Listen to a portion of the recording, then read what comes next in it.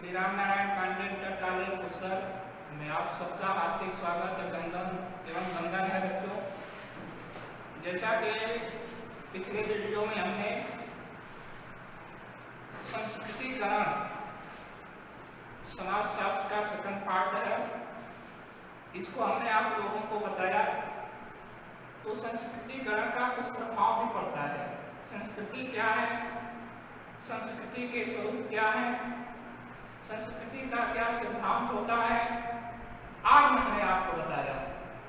अब ऐसी स्थिति में आज की इस वीडियो में हम आप लोगों को ये बताने जा रहे हैं कि भारतीय समाज पर संस्कृतिकरण का कुछ प्रभाव पड़ा या नहीं पड़ा। तो जब हम इसका निरीक्षण करते हैं तो हम निष्कर्ष पर पहुंच जाते हैं कि पाश्चात्य संस्कृति यानी पश्चिमी संस्कृति, यूरोपियन और अमेरिकन संस्कृति का प्रभाव भारतीय समाज पर खूब पड़ा। क्या पड़ा? तो सबसे पहला पॉइंट है भारतीय समाज पर संस्कृतिकरण का प्रभाव मुख्यतः पाश्चात्य संस्कृति का प्रभाव क्या पड़ता है? निम्न जातियों का उत्थान होता है। तो संस्कृतिकरण का ही यह देन है, या आप ये कह सकते हैं कि संस्कृतिकरण का ही सैलाब रहा है कि भारत जैसे विहंगम देश में जहाँ जात पात चरम उत्कर्ष पर रह रहा है, जातीयता के बंधन में यहाँ लोग जकड़े पड़े थे, अत्याचार और अनाचार तक होता था, निम्न जातियों के साथ बर्बरता का व्यवहार किया जाता था, उन्हें समाज में कोई रिस्पेक्ट नहीं मिलता था, समाज के मुख्य बिंदु से उन्हें नकारा कर दिया गया था। आज संस्कृतिकरण का ही ऐसा प्रभाव हुआ कि वह भी समाज के मुख्य धारा में जुड़ करके अपने जीवन का, अपने सामाजिक स्तर का, राजनीतिक स्वरूपों का, संस्कृतिकरण का उत्थान कर रहे हैं। अर्थात निम्न जातियों का उत्थान शुरू हो गया है, चाहे वह आर्थिक क्षेत्र में हो, सामाजिक क्षेत्र में हो, राजनीतिक क्षेत्र में हो। जैसा कि अधिकांश नेता भी आपको मिल जाएंगे हमारे संसदीय चुनाव में, विधानमंडल के चुनाव में उनको आरक्षण की सुविधा दी गई है, उन्हें अन्य सुविधाएं प्रदान की गई है, समाज की संरचना में उनको जोड़ा गया है, विकास के मुख्य धारा में उनकी उपस्थिति दर्ज कराई गई है। तो ऐसी स्थिति में उनका उत्थान हुआ है और वह भी आज अपने आप को गौरवान्वित महसूस करते हैं। इसका पूरा श्रेय अगर किसी को जाता है तो पाश्चात्य यानी संस्कृतिकरण हो जाता है। दूसरा भारतीय समाज पर क्या प्रभाव पड़ता है संस्कृतिकरण का, जिसे आपको बताने जा रहे हैं। दूसरा है सामाजिक संस्थाओं में परिवर्तन। ये सामाजिक संस्था क्या होती है? सामाजिक संस्था का मतलब होता है समाज के द्वारा कुछ संगठित व्यवस्थाएं होती हैं और उन व्यवस्थाओं के द्वारा जन विशेष के सुविधाओं का ध्यान रखा जाता है। जैसे परिवार भी एक संस्था है, लेकिन आज आधुनिकीकरण के चक्कर में संस्कृतिकरण के प्रभाव के कारण विशेष रूप से पाश्चात्य संस्कृति को आप मान सकते हैं कि उसके वजह से आज हमारा संयुक्त परिवार विखंडित हो रहा है। मैक्स मूलर ने तो यहाँ तक कह दिया है कि भारत को अगर जानना है तो आप यह जान लीजिए कि भारत संयुक्त परिवार का देश है, यानी यहाँ संयुक्त रूप से लोग एक परिवार की स्थापना करते हैं और कई पीढ़ियों तक के लोग एक ही चूल्हे का भोजन, आपसी संपत्ति का सम्मिलित रूप इत्यादि उनका सम्मिलित होता है। तो इस आधार पर आप कह सकते हैं कि भारत संयुक्त परिवार का देश रहा है, जो विदेशी संस्कृति अर्थात पाश्चात्य संस्कृति ने हमारे भारतीय समाज पर ऐसा प्रभाव डाला कि संयुक्त परिवार बिखरते बिखरते आज ऐसा लगता है कि संयुक्त परिवार भारतीय समाज से लुप्त हो चुका है। अर्थात आपको 5% भी ऐसा नहीं मिलेगा कि भारत में संयुक्त परिवार रह गया है, यानी लोग एकाकी परिवार की तरफ बढ़ रहे हैं। भौतिक सुख सुविधाओं का ज्यादा मात्रा में दोहन, सुविधा लेने के लिए आपसी प्रेम संबंध, पारिवारिक संबंध, रिश्तेदारी संबंध, भावनात्मक संबंध इत्यादि को छोड़ दे रहे हैं। तो ये संस्कृति का ही प्रभाव है। तो संस्कृतिकरण के प्रभाव के कारण ही सामाजिक संस्थाओं में अनेक परिवर्तन हो गया है।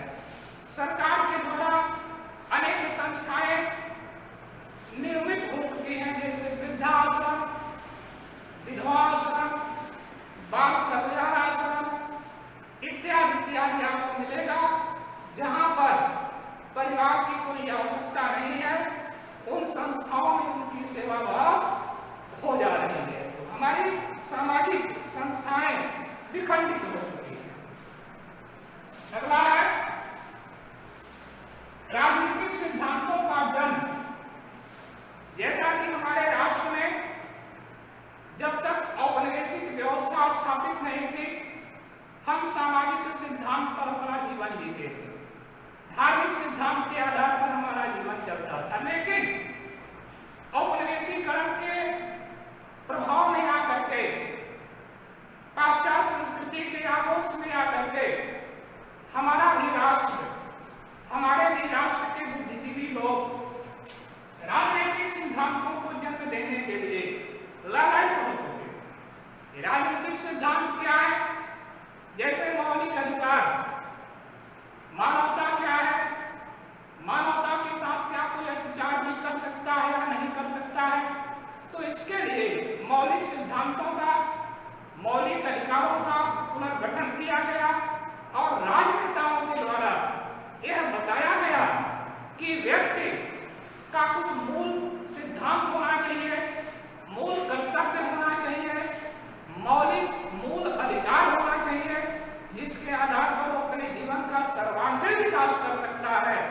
चाहे वह हिंदू हो, चाहे वह मुस्लिम हो, चाहे वह सिख हो, चाहे वह ईसाई हो, स्त्री हो या पुरुष हो, यानी किसी आधार पर विभेद या भेद नहीं किया जाएगा। यह उनका जन्म सिद्ध अधिकार होगा। इसके लिए बहुत सारे नेता लोगों ने अपना अमूल्य योगदान दिया है। लाला लाजपत राय हो गए, गोपाल कृष्ण गोखले हो गए, महात्मा गांधी हो गए, भीमराव अम्बेडकर जी हो गए, इत्यादि इत्यादि। तो संस्कृतिकरण के प्रभाव के कारण ही जो है भारतीय समाज में जो परिवर्तन हुआ, वह राजनीतिक सिद्धांतों का नया नया जन्म बता रहा। अगला है विश्व बंधुत्व की भावना।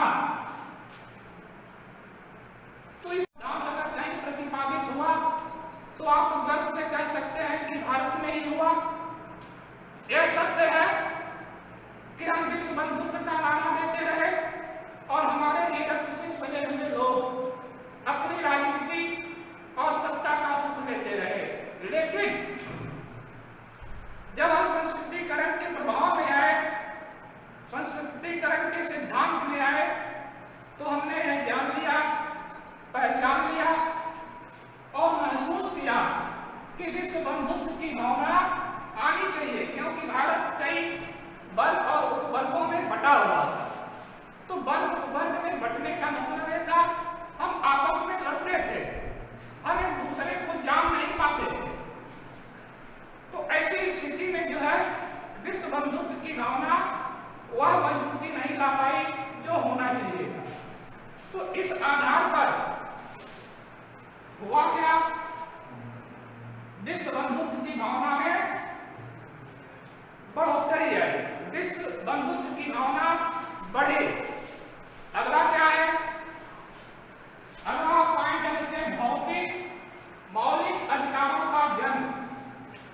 मौलिक अधिकार, जैसा कि आपको हमने पहले बताया, राजनीतिक सिद्धांत के अंतर्गत मौलिक व्यवस्थाओं का जन्म होता है। तो मौलिक अधिकार है क्या चीज? हमारे जो मूल प्रवृत्ति है, जैसे जीने का अधिकार, बोलने का अधिकार, शिक्षा लेने का अधिकार, पूरे राष्ट्र में कहीं चलने फिरने का अधिकार, ये सब हमारा मूल अधिकार है। और इस तरह के अधिकार को हम संस्कृतिकरण के आधार पर ही हमने सीखा और जाना। तो यही भारतीय समाज पर एक प्रभाव रहा है संस्कृति का। अगला है विभिन्न सुधार आंदोलन। एक प्योर सत्य है कि संस्कृतिकरण के आगोश में ही आकर के, प्रभाव में ही आकर के हमारे राष्ट्र के अनेक समाज सुधारक नए नए आंदोलनों को जन्म दिया। जैसे सती प्रथा, विधवा पुनर्विवाह, पर्दा प्रथा, बाल विवाह का विरोध इत्यादि समाज में कुछ कुप्रथाएं आ गई थी। कन्या भ्रूण हत्या, नरबलि प्रथा आदि इन कुप्रथाओं को समाप्त करके एक नया आंदोलित समाज पैदा किया गया। एक नई चेतना आई हमारे समाज में, एक नया सिद्धांत पैदा किया गया, एक नई सोच पैदा की गई। यह सारा का सारा प्रभाव, संस्कृतिकरण का प्रभाव भारतीय समाज पर स्पष्ट दिखाई देता है। अगला क्या है बच्चों? नवीन उपजातियों का जन्म। ये नवीन उपजातियां क्या है? एक ही जात में जब कई जातियां बन जाती हैं तो उसी को हम नवीन उपजातियां कहते हैं। जैसे मान लीजिए ब्राह्मण है, ब्राह्मण एक जाति है, ब्राह्मण में ही जो है कोई गौड़ है, कोई कान्यकुंज है, कोई शरीफपाली है। तो इस तरह लोग आपस में हम उनसे श्रेष्ठ हैं, हम उनसे श्रेष्ठ हैं, तो श्रेष्ठता के आधार पर ये लोग आपस में प्रतिद्वंदिता शुरू कर दिए। तो यह सिर्फ इन्हीं में नहीं है, भारत की अनेक जातियों में, अनेक व्यवस्थाओं में इस तरह के लोग आपको मिल जाएंगे।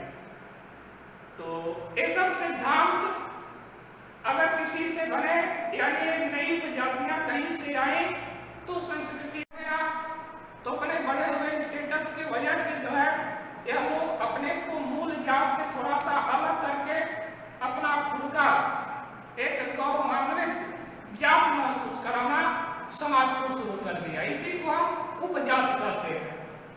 तो अगला क्या है? उपजातियों में संघर्ष। जब उपजातियां पैदा होंगी तो सत्ता के आधार पर, व्यवस्था के आधार पर, आर्थिकता के आधार पर, संप्रभुता के आधार पर आपस में भिड़ेंगे थे। तो तमाम इस तरह की जातियां जो उपजातियों में परिवर्तित हुई, आपस में ही जो है अपने स्टेटस को बनाने और दिखाने के लिए लड़ना शुरू कर दिए। ये प्रभाव किससे पड़ा? ये संस्कृतिकरण का प्रभाव है। अगला है नवीन रीति रिवाजों का जन्म। ये नवीन रीति रिवाज क्या थे? घंटों घंटों भर किसी दैवी मंदिर में बैठ करके पूजा करने की जो परंपरा थी वह ध्वस्त हो गई। ये आधुनिकीकरण है। आधुनिकीकरण में हुआ क्या? लोग स्नान करते रहे, गायत्री मंत्र का जाप होता रहा, चलते रहे, ओम भूर्भुवः स्वः करते रहे। तो इस तरह से आज टाइम नहीं किसी के पास है कि कहीं चटाई बिछा करके घंटों घंटों भर मंत्र का जाप करें। तो ये सब संस्कृतिकरण का ही प्रभाव रहा है। और पाश्चात्य संस्कृतिकरण के द्वारा हमारे यहाँ के लोगों ने महसूस किया कि इस तरह के आडंबर से, पाखंड से, अंधविश्वास से हमारा परिवार भूखों मर सकता है। हमें कर्तव्यशीलता पर ज्यादा ध्यान देना होगा।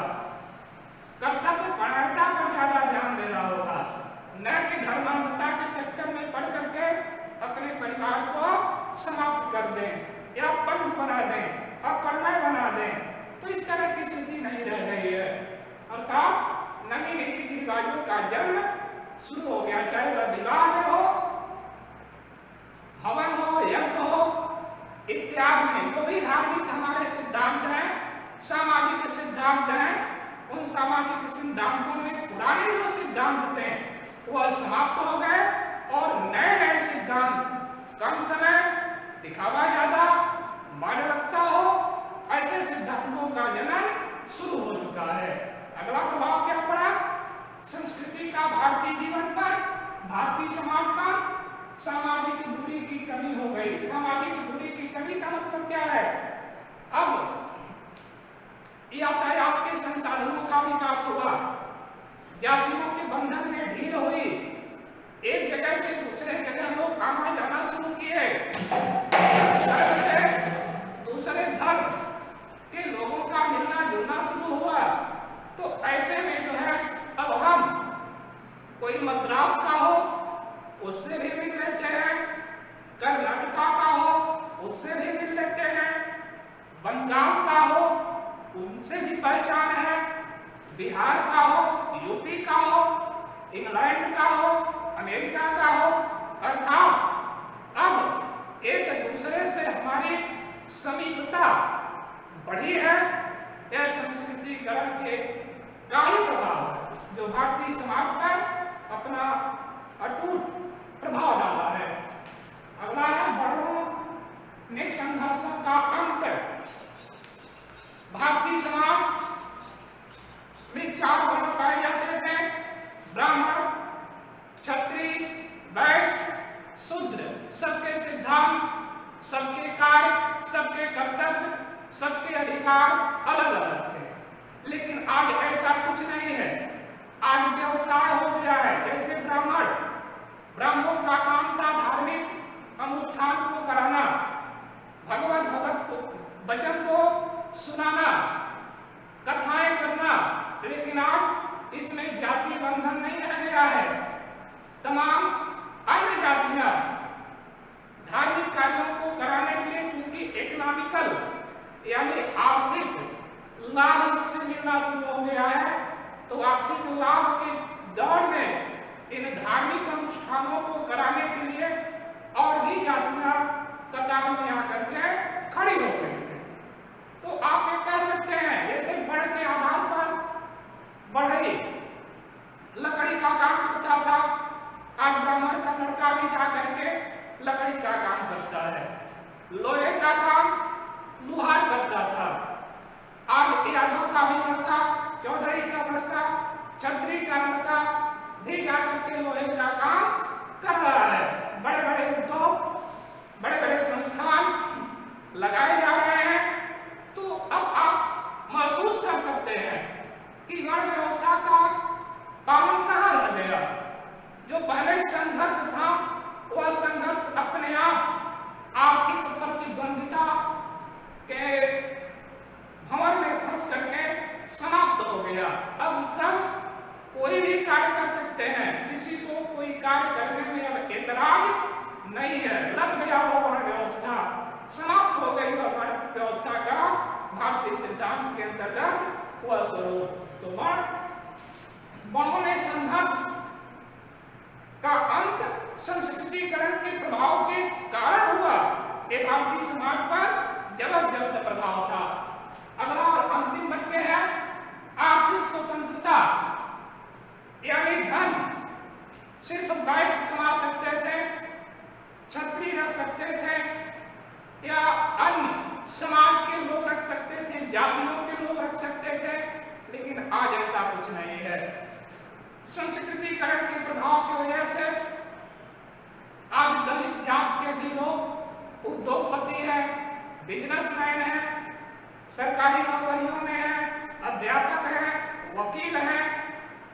तो इत्यादि इत्यादि तरह की आर्थिक स्वतंत्रता हो गई है। कोई भी धन कमा सकता है, धन का उपयोग कर सकता है। यह सब आपको इस वीडियो में हमने भारतीय समाज पर संस्कृतिकरण का प्रभाव पड़ता है, क्या क्या प्रभाव पड़ा हमने पॉइंट के आधार पर आपको बता दिया। अगले वीडियो में हम फिर आएंगे। जानकारी के साथ। तब तक के लिए धन्यवाद।